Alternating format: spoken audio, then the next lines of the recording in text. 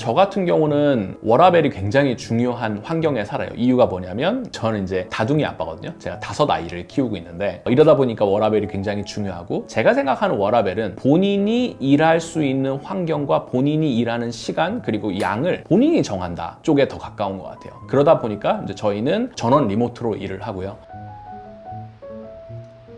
그리고 무엇보다 우리가 흔히 아는 법인 형태로 키울 생각은 없었던 것 같아요. 그러니까 저한테 본질은 어떻게 하면 유효한 배움을 얻을 수 있는, 성장을 얻을 수 있는 공동체가 중요했던 거지, 이게 어떤 형태였는지는 중요하지 않았던 것 같아요. 그래서 클라이언트만 오케이를 하신다면 이 프로젝트는 부캐로서도 참석을 하실 수 있어요 해가지고 부캐 참석을 굉장히 많이 권장을 했었어요. 주말이나 혹은 다니고 계시는 회사의 동의를 얻어가지고 외부의 전문가들을 조금씩 끌어들이면서 점조직화 되어 있지만 일반적인 회사의 느낌이 아닌 그런 연대가 만들어진 거죠. 안녕하세요. 저는 해킹그로스라는 길드를 운영을 하고 있는 폴입니다. 주로 신사업이나 스타트업들 대상으로 근거 기반의 성장을 할 수 있도록 돕는 그로스 해킹 전문 컨설팅 길드라고 생각하시면 됩니다. SK그룹이나 삼성전자 같은 회사들도 있고요. 스타일쉐어나 오늘의 집 한국신용데이터, 클래스 101, 카카오벤처스 같은 엑셀러레이터 프로그램들도 있어요.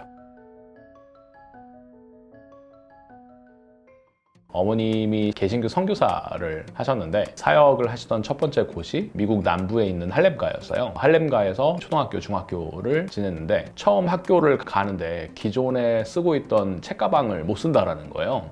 무조건 투명한 비닐로 만들어진 가방을 사용을 해야 된다. 우리가 흔히 영화에서 보는 노란 스쿨버스를 타고 학교에 딱 내리면 모든 초등학교 중학생들이 금속 탐지기를 거치고 혹시라도 투명한 가방 안에 흉기를 들고 있는지 아닌지 검사를 하는 그러한 동네에서 학교를 다녔어요. 어머니의 사육지가 더 위험한 곳으로 바뀌면서 한국에 들어가 있는 게 좋을 것 같다라고 추천을 해주셔서 한국에 들어갔고요. 한국의 입시를 거치고 대학을 다니게 됐죠. 대학교 1학년 때 공부 안 하고 사업해보겠다라고 하는 친구들 잘못 만나가지고 첫 창업을 하게 됐는데 깔끔하게 말아먹었죠. 첫 창업 이후에 한 번 더 창업을 했는데요. 소셜 네트워크에 광고 지면을 넣을 수 있는 사업을 했었고요. 해외 진출 기관 투자 경험을 하고 한 3년 정도 해보니까 제가 가고 싶은 길이 아니다라는 생각이 좀 들었고, 마침 회사도 출렁출렁 하던 상황에 코파운더로서 회사를 나오게 됐고, 좀 더 전문성을 갖고 사업을 더 잘하는 데 있어서 데이터를 다루는 직업을 갖는 게 굉장히 중요하겠구나 라는 생각이 많이 들어서 컨설팅 업체에 들어갔어요. 비정형 데이터들을 빅데이터로 모아서 분석하고 클라이언트한테 인사이트로 제공을 하는 그런 컨설팅 업체였는데, 그러다가 지인 소개로 눔이라는 회사의 대표님을 만나게 됐어요.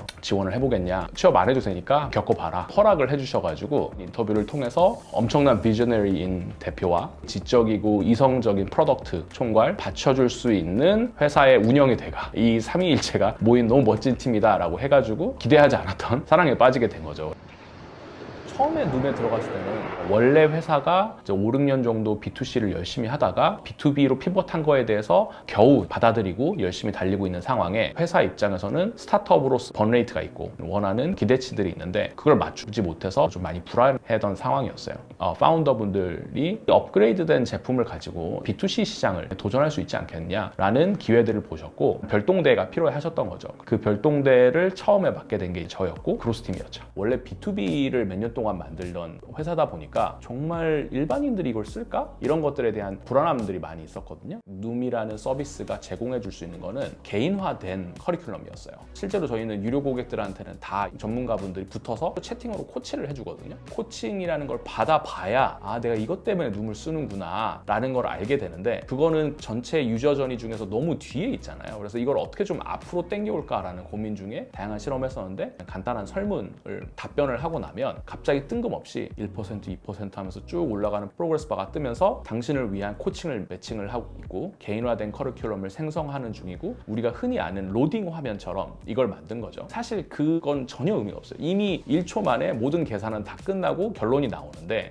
내가 응답한 걸 기반으로 나한테 맞는 코치를 추천해 주는구나 라는 것들을 기대하게 되는 거죠. 로딩 화면 하나 넣었다라고 해서 매출이 30% 개선되는 걸 보고 우리가 갖고 있는 무기 중에 먹히는 게 개인화구나. 어떻게 하면 우리가 더 개인화된 피드백과 경험을 줄 수 있는지를 더 자랑을 많이 하는 방식으로 비즈니스 전략들을 가져가야겠구나 라는 배움들을 얻게 된 거죠. 그러한 시도들을 통해서 근거와 고객에 대한 상을 만들어서 내부에 리포팅을 하니까 경영진 분들이 그 자료들을 가지고 내부 설득을 하시고 우리가 컨슈머 시장으로 갈 수 있는 길이 있고 기회가 있으니까 이걸 믿고 달리자라고 해서 처음에 월 매출이 150만 원이던 수준에서 작년에 5천억 정도로 성장을 하시면서 이제 유니콘 대열에 낀 회사가 됐죠. 저는 이 경험을 하면서 프로덕트 매니저에서 그로세커로 커리어 자체가 완전 바뀐 케이스죠. 이제 룸에서 근거 기반의 성장이 만들어지고 이런 식으로 일을 했을 때 우리가 훨씬 더 조직이 자기 오는감을 갖고 일할 수 있구나라는 걸 이제 경험을 한 다음에 내가 배운 이 영역이 실제로 다른 업종에도 적용될 수 있을까라는 거에 대한 호기심, 새로운 일에 대한 도전 이런 것들을 통해서 룸을 나오게 됐고 다른 스타트업들에서 룸에서 만들어낸 그 성장이 되게 궁금하고 우리 조직에서도 반복될 수 있을지 의견을 부탁드리고 싶다라고 해서 첫 번째가 한국신용데이터라는 스타트업이고 캐시노트라는 프로덕트에서 크로스 리드를 받았던 게 기억이 납니다.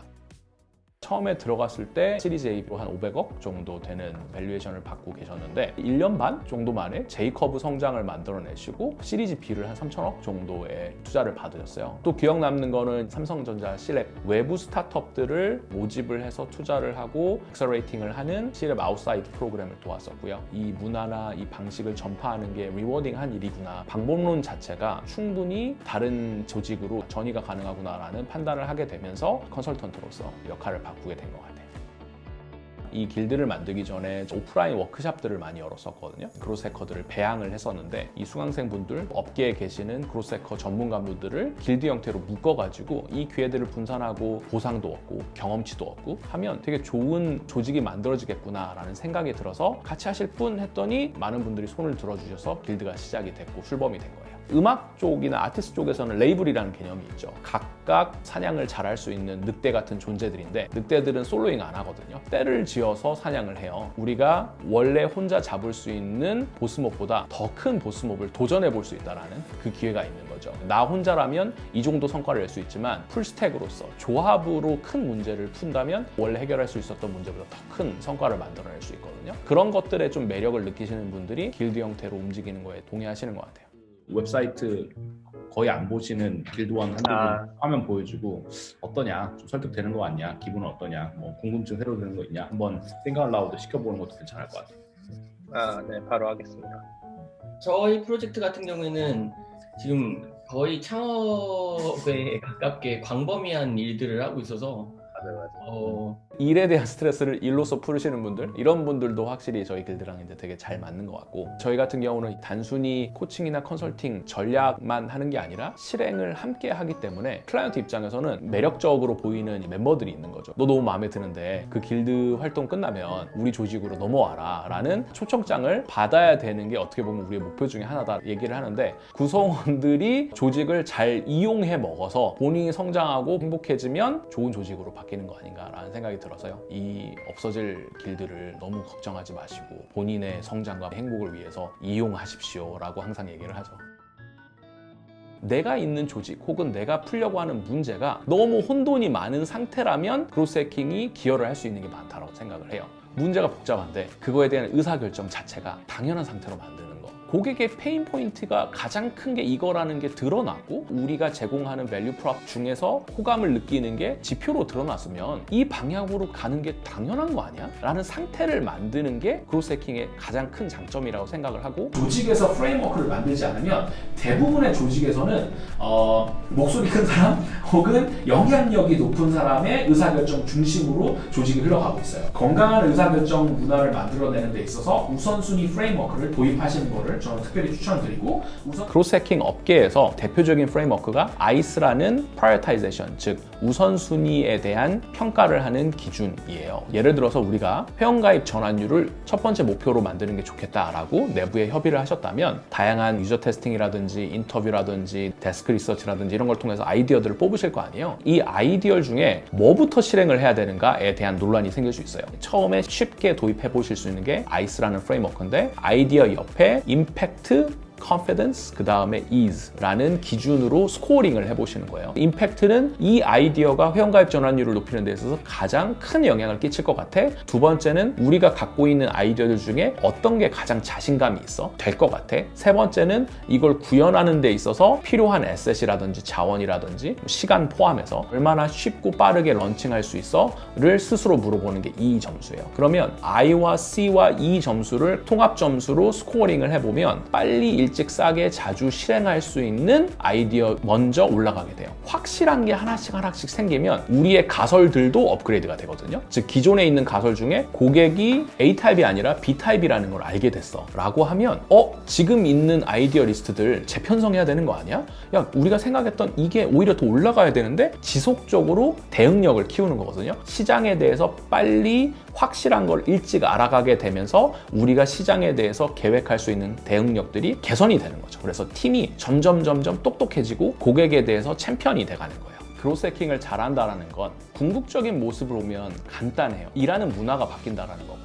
사람들이 내 생각 기반으로 뭔가를 얘기했을 때 자연스럽게 그 근거는 뭐예요? 배경이 되는 데이터는 뭐가 있어요? 라고 물어보는 환경을 만드는 것. 그걸 물어봤을 때 내가 이 사람을 도전하거나 권위를 박탈한다는 느낌을 안 갖는 것. 이러한 문화가 자연스럽게 조직 내에 갖춰지는 거를 크로스 해킹의 끝판왕이라고 생각을 하고요. 나중에 희망적으로는 개인이 포트폴리오나 이력서를 낼 때 어느 회사에서 일을 했었다라기보다는 그것과 동등하게 어느 길드에서 실력을 갈고 닦았다라는 것이 본인을 대변할 수 있는 단계까지 가는 게 좀 멋진 모습이 아닐까 싶네요. 길드원이 되고 싶은 사람들 많을 것 같아요. 네네네. 어떻게 하면 길드원이 될 수 있는지. 네, hackinggrowth.co.kr 접속을 하시면 저희가 고민하는 것들에 대한 블로그나 연락하실 수 있는 방법이 있고요. 아니면 개인적으로 paul@hackinggrowth.co.kr 연락 주시면 커피 챗 하면서 함께 성장할 수 있는 방안을 고민할 수 있을 것 같아요. 퍼포먼스 마케터, 데이터 애널리스트, 데이터 엔지니어, 프로덕트 매니저, 프로덕트 디자이너, 유저 리서처 이런 직함을 갖고 계신 분들 혹은 그런 직함으로 성장하고 싶으신 분들 많은 연락 주시면 감사하겠습니다.